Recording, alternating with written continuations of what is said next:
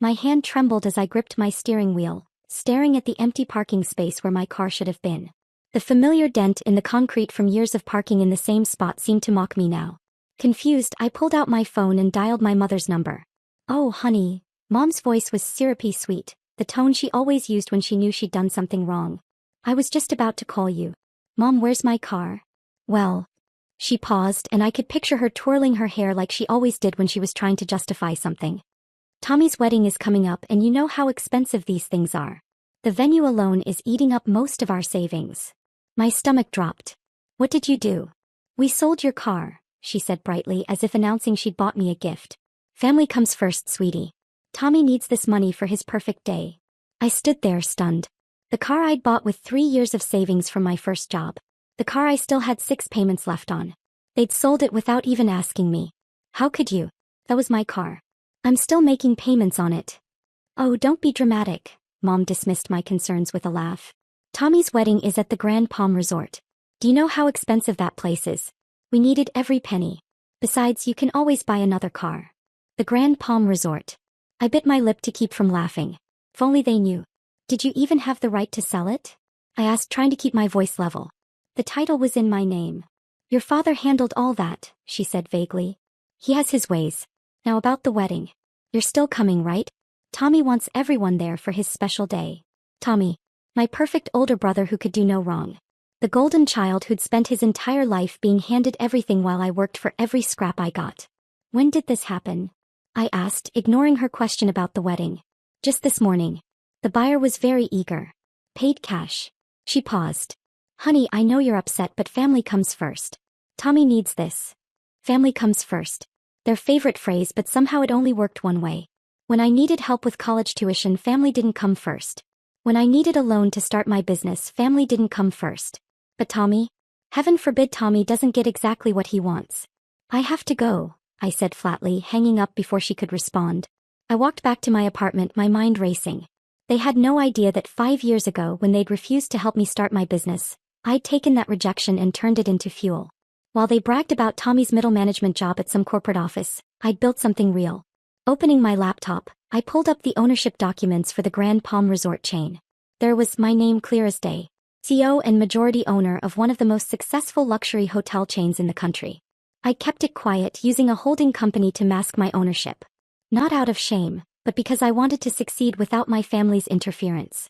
And now, by some cosmic joke, Tommy had chosen my flagship resort for his wedding. My phone buzzed again. A text from my father. "Don't make a big deal about the car. Your brother deserves a perfect wedding. Don't ruin this." I smiled, but there was no warmth in it. Opening my email, I typed a quick message to my resort manager.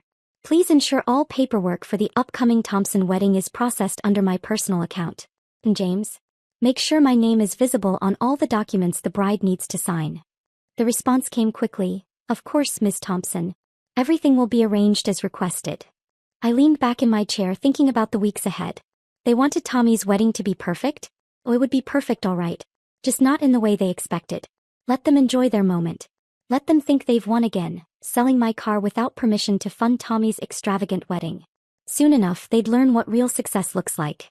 And I would be there to watch their faces when they realized exactly who owned the empire they were so desperately trying to impress. Sometimes revenge doesn't need to be loud. Sometimes it just needs to be perfectly timed. The day of Tommy's wedding arrived, and I dressed carefully in a tailored Chanel suit, classic black, elegant, powerful. The kind of outfit that screams success without saying a word. As I drove my new car, a significant upgrade from the one they'd sold, to the Grand Palm Resort, I couldn't help but smile at the irony. The hotel staff greeted me differently than the other guests, of course. They knew who I was, though they'd been instructed to maintain discretion. "Good morning, Miss Thompson," the valet said with a respectful nod, refusing to take my keys. "Your usual parking spot is available." Walking through my own lobby felt surreal. Every detail, from the crystal chandeliers to the marble floors, had been personally selected by me. Now my family was here, thinking they were somehow special for being able to afford one wedding package. "There you are." Mom's voice cut through my thoughts. She was wearing an expensive-looking dress, probably bought with my car money. "Why aren't you dressed for the wedding party photos?" I glanced at her outfit, then at mine. "I am dressed. But you're wearing black. This is a wedding, not a funeral." She sighed dramatically. "At least try to look happy for your brother." And where's your gift? My gift. If she only knew. Don't worry about my gift, Mom. I've taken care of it. She pursed her lips but was distracted by Tommy's bride, Sarah, rushing over with a panicked expression. Mrs. Thompson. There's a problem with the paperwork. They're saying we need to resign some documents. Mom's face darkened. What? But we've paid for everything. The manager says it's just a formality, Sarah explained, clutching a folder. Something about the ownership changing recently. I stepped forward. I can help with that. Mom waved me off. Honey, this is business stuff. Let me handle it. Actually, I said, taking the folder from Sarah, I think I'm qualified to handle this. Opening the folder, I saw exactly what I expected. The ownership transfer documents clearly showed my name, Alexandra Thompson, as the CEO and owner of the Grand Palm Resort chain. I watched as Sarah's eyes fell on the paperwork, then snapped up to my face. You. She stammered. You're the owner? Yes. I smiled pleasantly. Surprise. The color drained from Mom's face as she grabbed the papers. This is some kind of mistake, she said, but her voice wavered as she read my name over and over. No mistake, I said calmly. I own the entire chain. All 36 resorts across the country. Including this one where you're so proudly hosting Tommy's wedding. But how? Mom's hands were shaking. Remember 5 years ago when I asked for help starting my business? When you and Dad said I wasn't responsible enough, and gave my college fund to Tommy instead. I took the papers back from her trembling hands. Well, I did it anyway. Without you. And now here we are. Sarah was staring at me with a mixture of awe and fear. She'd heard all about me, I'm sure, the unsuccessful daughter, the family disappointment. Now she was realizing none of it was true. Does Tommy know? She whispered. Not yet. I smiled. But I'm sure someone will tell him soon. As if on cue, my father's voice boomed across the lobby. What's going on here? He stopped short when he saw the papers in my hands, his face turning an interesting shade of red. Hello, Dad, I said sweetly. I was just explaining to Mom and Sarah about the resort's ownership. By the way, how much did you get for my car? I hope it was worth it. He opened and closed his mouth several times, looking like a fish out of water. Now listen here, he finally managed. You can't just. Can't what? I interrupted, my voice sharp. Can't own a successful business? Can't be more successful than Tommy? Or can't sell something that wasn't yours to sell? The lobby had gone quiet, other guests trying not to stare at our family drama unfolding. Speaking of which, I continued, pulling out my phone, I had my lawyer look into that car sale. Interesting thing about forging signatures on title transfers, it's actually a criminal offense. Dad's face went from red to white so fast I thought he might faint. You wouldn't, he whispered. No, I wouldn't, I agreed. Because unlike you, I actually care about family. The car's replacement has already been deducted from your final bill for the wedding. Final bill? Mom squeaked. But we paid in full. I smiled. You paid the standard rate. But there are always additional fees. Premium services, special arrangements, last-minute changes. It's all there in the contract you signed. Sarah was frantically flipping through the papers now, her eyes widening as she saw the numbers. This is highway robbery.